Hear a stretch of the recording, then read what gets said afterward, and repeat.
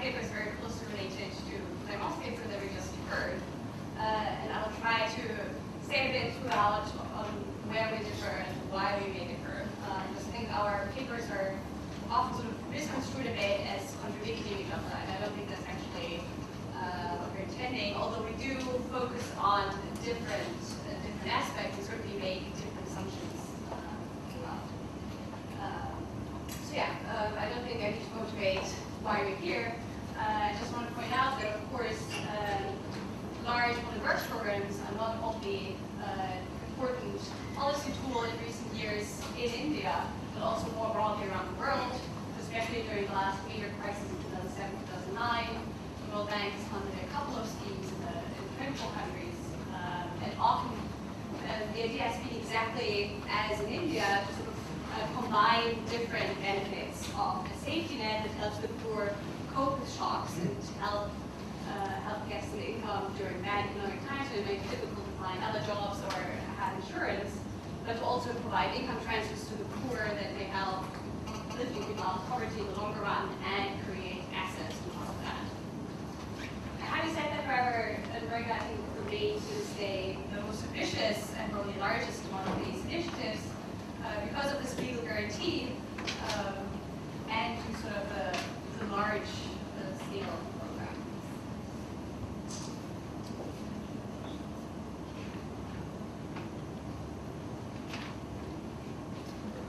So I don't want to get too much into the literature. A lot of the papers we've heard already on the Rega itself.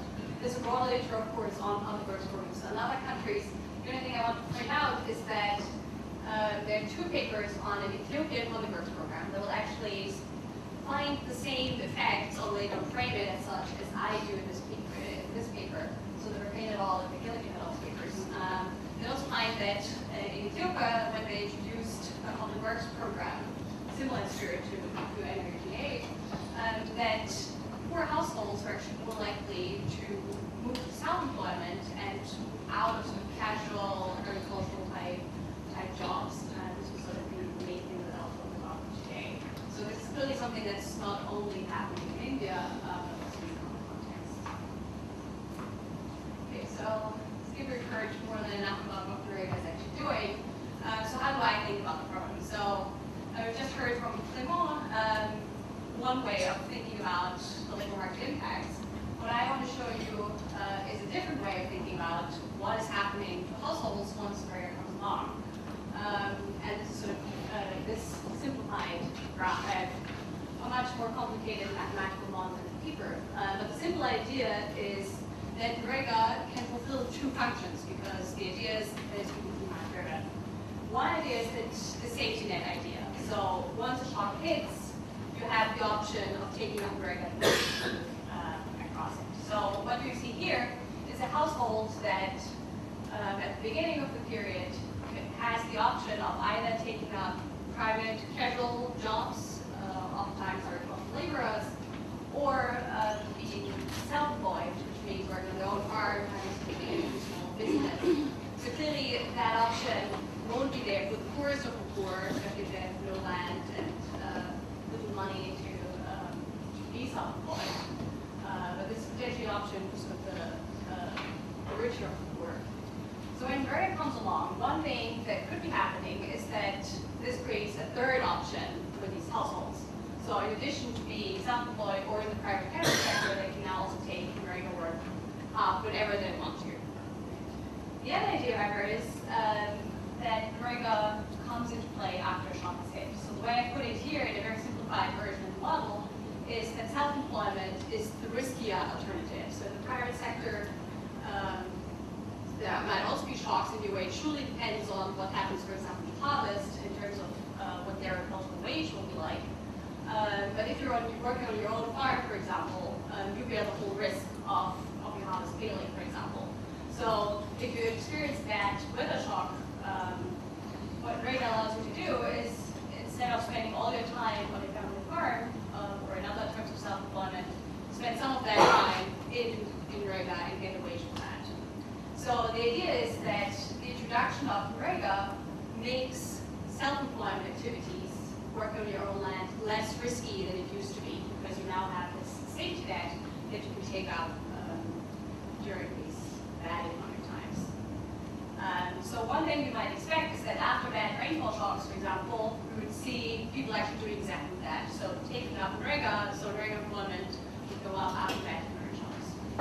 The other thing that this implies that we might see is that people actually re-optimize even what they do and how they spend their time during good economic times. So if self-employment really becomes less risky, then what we might see is that people actually move out of private capital employment and move into self-employment because they know if something happens, they have a safety net, and they might actually prefer self-employment to work into someone else with a bigger and most landowner in the village.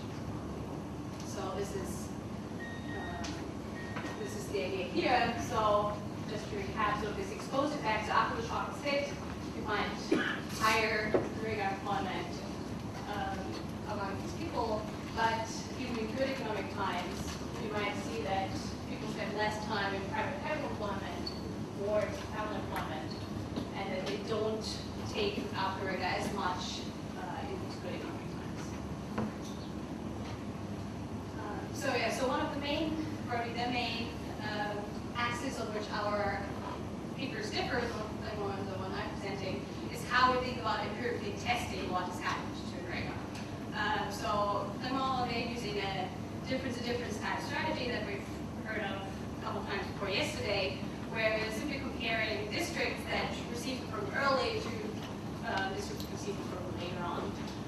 And also, we alluded to a number of times, is the problem with doing that cleanly, empirically, is that these early districts, because they were poorer, might have been very different than the original ones, so that the impact that we see could potentially be driven by that difference. So poor districts might have just reacted differently over time to labor market shocks than richer districts, even if NREGA had been introduced.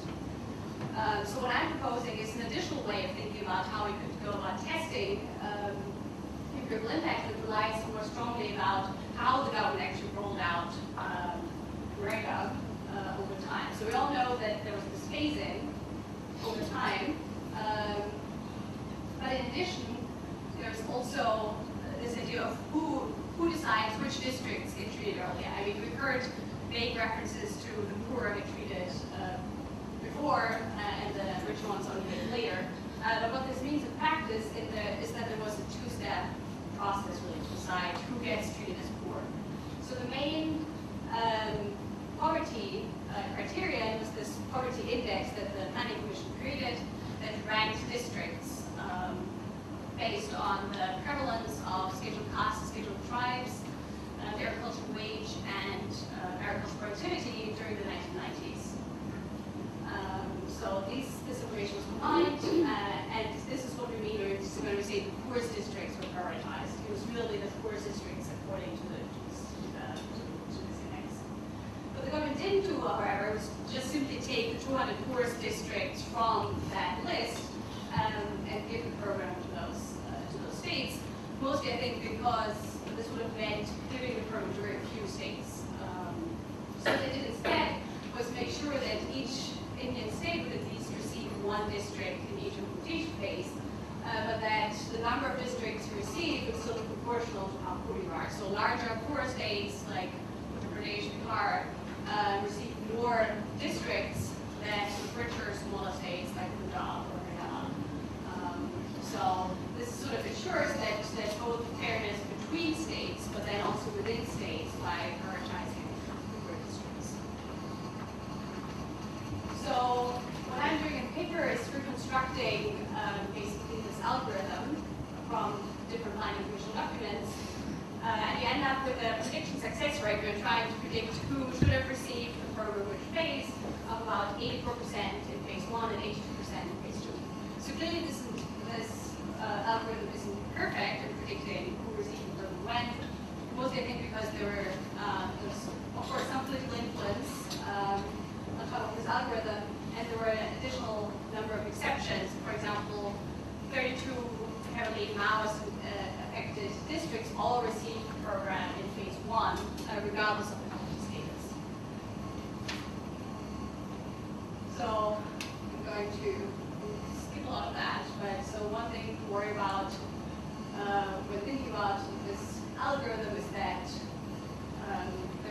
tempering, so manipulation, incentive for districts and states to sort of temper with the algorithm and pretend that they're poorer than they are, which I don't think there was a lot of opportunities for doing so, because all of this information that was used basically came from the 1990s and was widely publicly available at the time. You can also look at this graphically. So what I'm doing here is I've basically, for each state, normalized these ranks from this development index in a way that all districts that should have received REGA in phase 2 that I'm looking at here in the paper are to the left of this vertical line. Everyone should have received REGA in phase 3 is to the right. And you can look at, is there anything that looks suspicious around this cutoff? So could people anticipate when they're going to be treated, which might induce some jumps around this alpha zero that you don't really see. And this is just to check that we actually do have a discontinuity in treatment at the cutoff. So we're actually the district that should have received the program actually more likely to receive the program in practice than the ones that should have received it later. And we'll see that that's true. So before I get to the empirics, the data, so I'm using pretty much exactly the same data as Zimmerman and John are using. So the difference is that we find a lot driven by any differences in data, except that I'm also dropping phase 1 districts. So Zimmerman groups together phase 1 and phase 2 as sort of the treated districts in 2007, 2008, and phase 3 is the control district that hadn't yet received the program. Whereas my empiric results come from comparing phase 2 districts and phase 3 districts. So phase 2 districts in 2007, 2008, they basically just received the program. So what I'm looking here is what has happened in the first year of REGA in these districts. So again, I can only talk about the short run impacts with a lot of confidence. What I have done, what I don't show in the paper, is actually look at, for example, 2009, 2010, do we still see some of the impact that I'll show you later on? And it looks like there was actually an improvement over time. So consistent with what we think is happening, districts learning over time, some of these wage effects and public works effects seem to be kicking in later, not necessarily in the first year. So yeah, so we're using NSS data here. And what I'm running is a so-called regression continuity design, where the idea is that you have this cutoff and an exogenous point in time. So for each state, you have this cutoff because you have a quota that was assigned to each state that was filled up with the poorest districts from that state. So very close to the cutoff, there were some districts that were just poor enough to receive the program. Other districts were just rich enough to be eligible. So the idea empirically is that these two groups of districts should be relatively similar to each other on a lot of characteristics that you might think of. And might therefore be less prone to sort of a selection issue than sort of using the difference approach. So this is showing you what is happening in public employment, which is supposed to be very high employment in the NSS in the first year for phase 2 and phase 3. So this is the cutoff here at 0. So these are the treated districts. These are the districts that did not have yet access to REGA. And this is without looking at seasonality, so just looking overall what is happening. And you don't see a lot of evidence for public employment going up substantially. What you do see, however, is a potential drop in private casual employment. So this is your agricultural laborers mostly, where it looks like treatment districts were actually less likely at this continuity to have men working in the private casual sector than for people districts. So in terms of going back to thinking about, is the safety net actually working, one thing I first do is look at basically what happens if you have a negative shock. So this is a negative rainfall shock, and again, the idea is that after a negative rainfall shock, you really want to take up public employment to help you smooth across these employment, income shocks. And we see that that's actually happening. So public employment is 3 percentage points higher after a negative shock than it is maybe in sort of good economic times. This is coming from a very low base, so this is a substantial effect.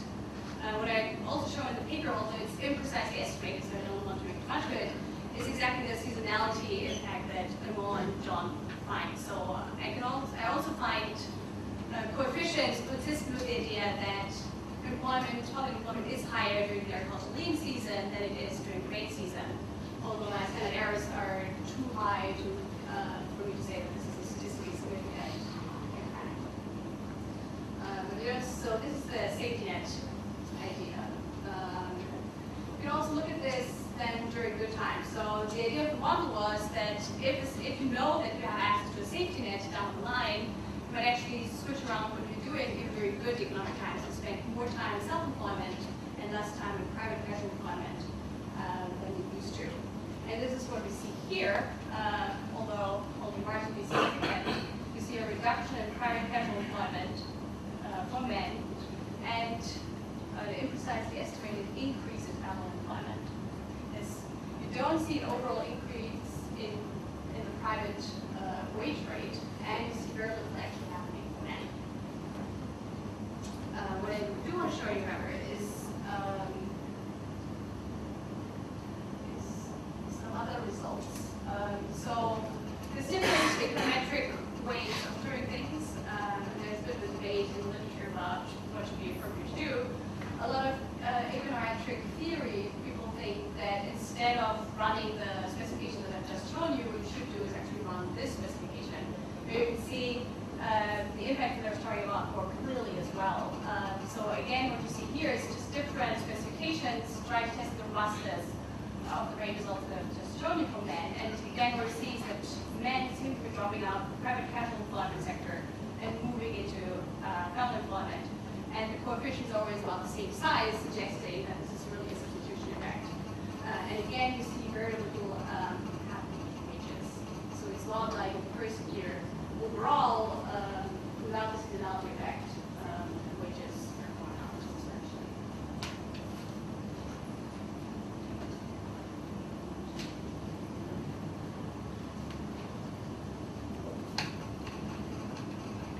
So you can test the robustness of these results to a number of different specifications that I've run that all tend to show you the same thing. The idea being that public employment mostly goes up after these bad rainfall shocks in the overall example, and you have this substitution effect of people growing up in the private sector and moving into self-employment. You can also test whether the effect size seems consistent with the administrative data. So we all know that administrative data available publicly online might be overstating public employment substantially, because there might be incentive to misrepresent employment, pick up those workers, or report employment. But I do show that my estimates are sort of in the correct ballpark, making a number of assumptions to employment suggested by the administrative data. So it's not like the National Sample Survey seems to substantially undercount or somehow miss out on public employment. So in terms of concluding, so what I really try to show here is that the REGA functions as a safety net, at least in the first year. So you have this exposed effect that's also been shown in one or two other papers with a higher take-up of the program after a rainfall shock stage, so during bad economic times. But there's also this ex-ante effect.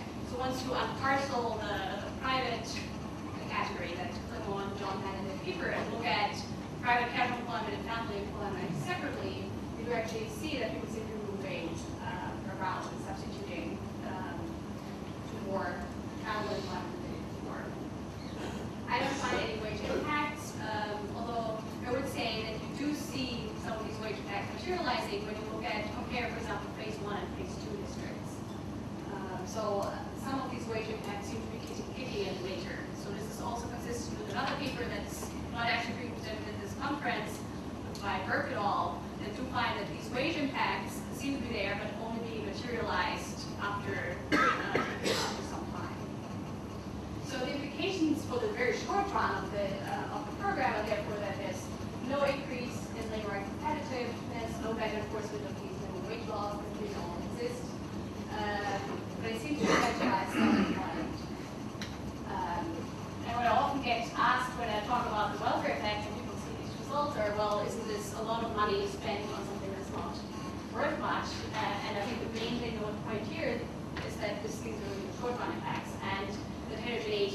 long. So once you start looking at these star states, once you start looking at seasonality, once there is some time to actually look at these things, you see some more of that materialize. But in the short run and overall, we don't see a large impact, nor do we find in the paper a large impact on cost of expenditures or short-term migration.